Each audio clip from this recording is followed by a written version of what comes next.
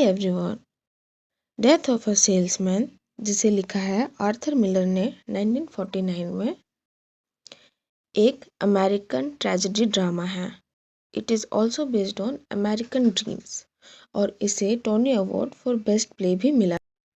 It's a 2 act drama और ये 1940s में बेस्ड है। अगर कैरेक्टर्स की बात करें तो सबसे पहले हमारे मेन कैरेक्टर हैं विली लोमेन। ये एक बॉस्टन बेस्ड ट्रैवलिंग सेल्समैन है और इनका एक छोटा सा घर न्यूयॉर्क में है। ये एक 63 ओल्ड एज मैन है, पर इन्होंने अपना जॉब भी खो दिया है। इनके पास कोई सैलरी नहीं है और ये बस कमीशन से अपना घर चला रहे हैं। फ्रेंड्स, अब क्योंकि इनकी एज हो गई है तो इनके साथ में कुछ प्रॉब्लम्स भी हैं, जैसे ये पास्ट और प्रेजेंट में हमेशा कंफ्यूज रहते हैं। इन्हें बैक एंड फोर्थ पास्ट की मेमोरीज आते रहती है।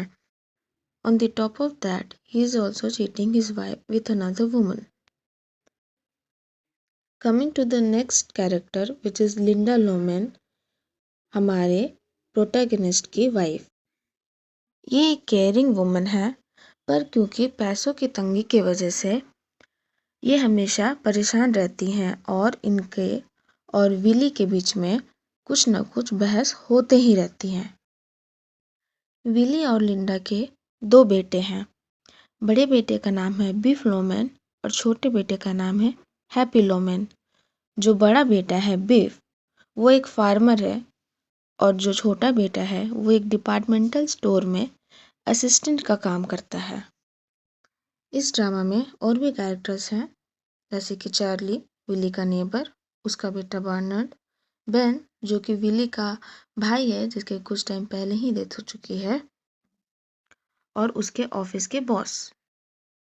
And the story goes like, जो हमारा विली है वो हमेशा ट्रैवल करते रहता है। वो जब घर आता है तो उसकी वाइफ हमें उससे पूछती है कि इतना लेट कैसे हो गए, तो वो बताता है कि उसके रास्ते में एक्सीडेंट हो गई थी।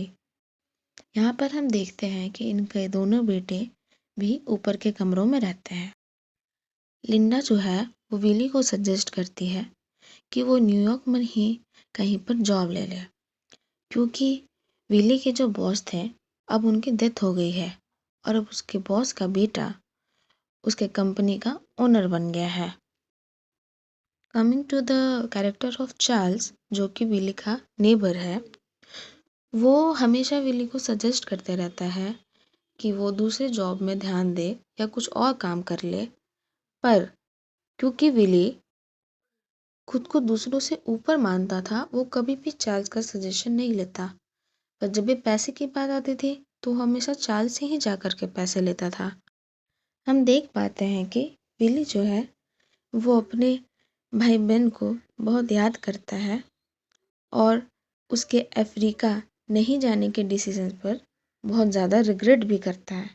उसका भाई जो बेन होता है वो बहुत पहले ही डायमंड्स के बिजनेस के लिए अफ्रीका चल गया होता है। उसने उस समय विली को भी साथ चलने को कहा था, पर विली ने मना कर दिया था। और कुछ ही समय के बाद में बेन की वहाँ पर डेथ हो जाती है। फिर हम देखते हैं कि लिंडा जो है वो अपने बेटों को अपने फादर के कंडीशन को देखते हुए बोलती है कि तुम लोग भी हमारे साथ ही रहो।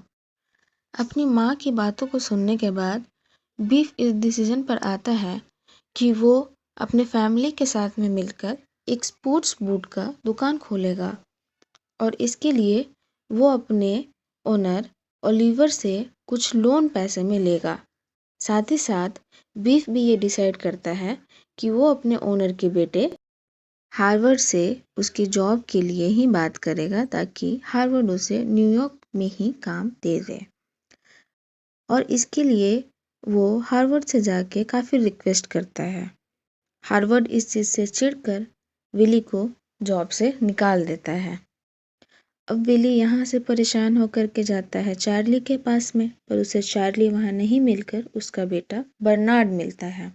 और विली देखता है कि जो बर्नार्ड है वो एक सक्सेसफुल लॉयर बन चुका है। ये देखने के बाद विली को काफ़ी रिग्रेट होता है क्योंकि चार्ली का बेटा बर्नार्ड और विली का बेटा बीफ दोनों साथ में पढ़ते थे। पर क्योंकि विली के सोचने का तरीका कुछ अलग था और उसके कुछ पास्ट मिस्टेक्स की वजह से बीफ ने पढ़ाई छोड़ दी थी।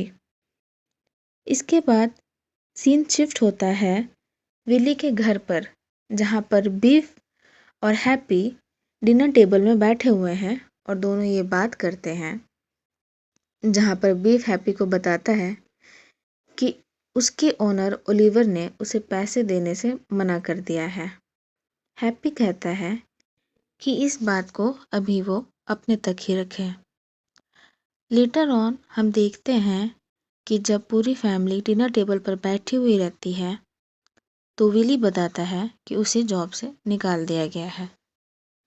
इस चीज़ को लेके विली के बेटे बीफ और विली के बीच में कुछ बहस हो जाती है और विली वहाँ से उठ के वॉशरूम की तरफ लड़खड़ाते हुए जाने लगता है। इसी के बीच में विली को पास्ट की एक इंसिडेंट याद आती है जब बीफ हाई स्कूल में पढ़ता था और वो अपने मैथ्स के पेपर में फेल हो गया था। इस चीज़ को बताने के लिए वो विली के पास बोस्टन आता है और उसे मिलने के लिए एक होटल में जाता है, जहाँ बीफ को पता चलता है कि विली जो है वो किसी और औरत के साथ में अपनी वाइफ को चीट कर रहा है। इस चीज़ को देखने के बाद बीफ और हैप्पी बहुत नाराज़ होते हैं और वहाँ से वो दूसरी कॉल गर्ल्स को लेके चले जाते हैं। एंड फ्रेंड्स, यही वो इंसिडेंट था जिसके वजह से बीफ ने अपनी पढ़ाई छोड़ दी और अपने ही फादर के जैसे इधर उधर काम करने लग गए। इस इंसिडेंट के बाद बीफ और हैप्पी अपने फादर को पहले की तरह हीरो मानना छोड़ दिए थे। आगे हम देखते हैं कि विली पीछे गार्डन में खड़े होके कुछ बीज बो रहे होते हैं और वो अपने भाई बहन के घोस्ट से बात कर रहे होते हैं। वहाँ पर बीफ आता है और बीफ विली को बहुत कुछ बोलता है, जैसे ना खुद वो एक बड़े इंसान बन सके, ना ही उनमें कुछ टैलेंट है और ना ही उन्होंने अपने बेटों को कुछ एक्स्ट्रा ऑर्डिनरी बनाने पर जोर दिया।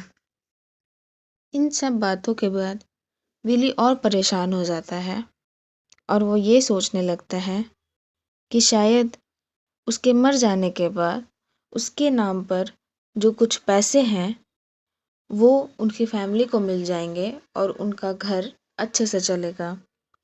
फ्रेंड्स, विली के नाम पर $20,000 का लाइफ इंश्योरेंस था और इसी चीज़ को आगे प्रोसीड करते हुए विली अपनी कार को लेता है और जाकर एक्सीडेंट करता है जिसमें उसकी डेथ हो जाती है।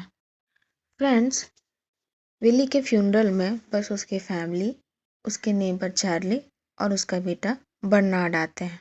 यहाँ पर हम देखते हैं कि बीफ अभी भी अपने फादर से नाराज़ है और वो अभी भी उसे एक अनसक्सेसफुल पर्सन समझ रहे हैं। दूसरी तरफ हम चार्ली को देखते हैं जो कि अभी भी विली को एक सेल्समैन समझते हैं और उनकी वाइफ जो कि ये सोच रही है कि बिली के लाइफ इंश्योरेंस के पैसे से उनका घर तो बच गया, पर अब उस घर में रहेगा कौन।